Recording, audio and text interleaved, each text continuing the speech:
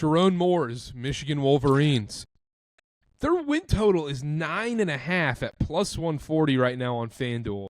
Bryce Underwood paying him $1 bajillion to play quarterback for the Michigan Wolverines. It seems like you got someone who can finally throw a pass this year. I want to start with Michigan real quick. They went 8-5 last year, including their bowl, and 7-5 in the regular season. Looking back on it and really thinking about it, 7-5 is kind of a positive thing in my mind for how disastrous the quarterback situation was. Oh my gosh, yeah. Is that all you wanted to say? Did you want to keep going? I know you said you wanted to start. Michigan couldn't throw the ball. I mean, you physically, you guys, like the service academies were we're slicing and dicing compared to you guys. Real quick, Dylan, going off that stat, I'll set you up here. 91st in total QBR, 131st in pass yards per game. I think that was worst except for service academies. I was going to say, we were pretty close to DFL for passing yards last year. Listen, I want to talk about what you said, Carter. 8-5, including the bowl game, is a huge win for given what we were considering. And I said it before, I'll say it again. 1-11, we win the Saturday after Thanksgiving.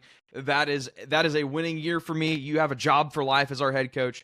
And I will say it right now, if this ever happens, you can quote it, whatever. If Michigan wins a national championship and does not beat Ohio State, it does not count. I don't want anybody giving me credit for a national championship if we do not beat Ohio State. Period. That's it. I don't want credit for it.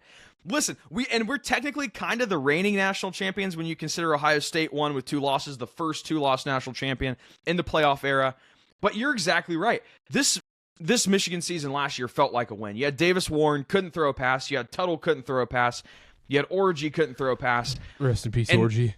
Did it feel like a win? Did it feel like a win during the season while it was happening? Because it kind of felt like I was being death by 1,000 cuts every time I watched Michigan football. Like, I don't know if it felt like a win in the moment. It was. There were like the USC game felt like a win. The Washington game felt like a loss. There's points, you see all these things happening. Davis Warren back.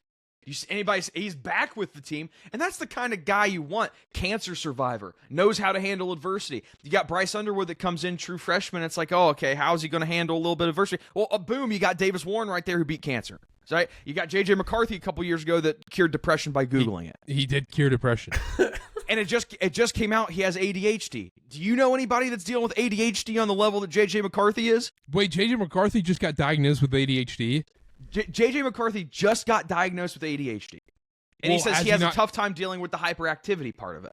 Well, I think he'll probably cure it, right? I mean, it sounds like it's just a simple Google search. Yeah, I think it's a Google away and ADHD gone. Boom, all of a sudden. Vikings under. Or maybe Kevin O'Connell just gives him 30 milligrams of Adderall a day. Sign me up. Sign me up. I'm in for that.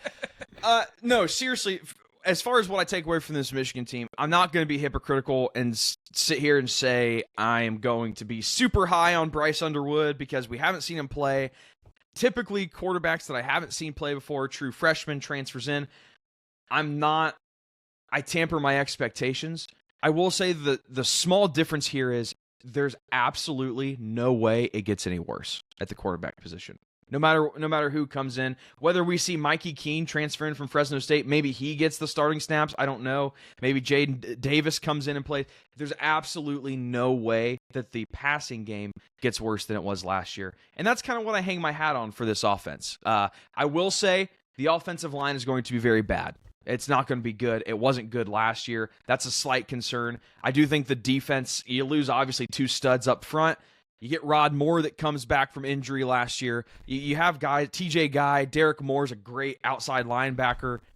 You have areas where the defense is not going to be as good as it was last year, but I don't think it's going to take as big of a step back as people would say when you say, oh, you lost 2 guys in the first 10 picks of the NFL draft. So it's going to be an interesting season. I do want to keep in mind the bowl game last year. I think people quick to write off bowl games.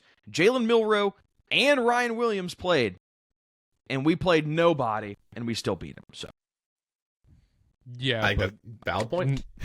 That's great, but You made one point in there that I totally agree with. I think the win total is just, I wouldn't bet it. It's a little too high for what I want to do. But juiced, by the way, it was 8.5. It's moved up. Sharp. See, I action. like it. I like it at 8.5. 9.5, I don't like it. Yeah, it's tough. I 100% agree. It cannot get worse. Yeah, I am worried about losing some guys to the NFL on the defensive end, but the passing game physically cannot get worse. You pay a bunch of money for Bryce Underwood to come in. It has Clean to get money. better.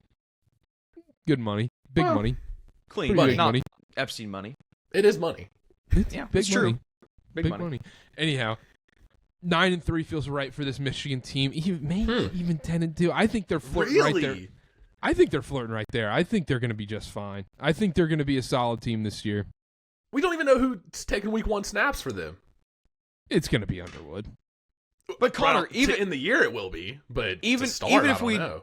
even if we don't know who's taking the snaps, it's going to be better snaps than last year. Well, yeah.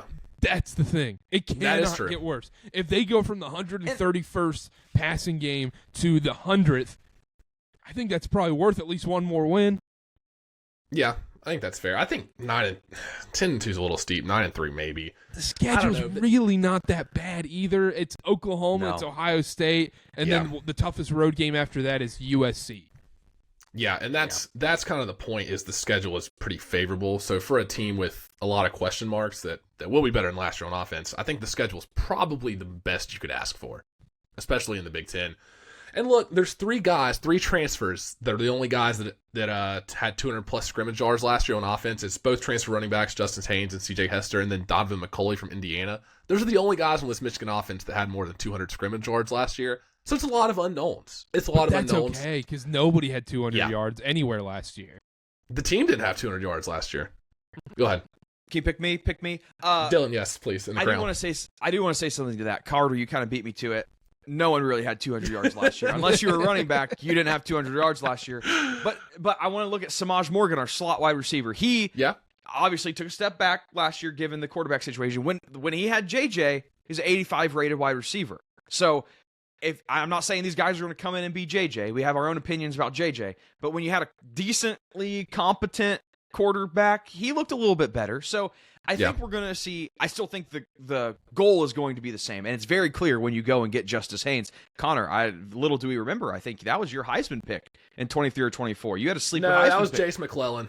Oh yeah, you're right. Gosh dang it, I thought I had something there.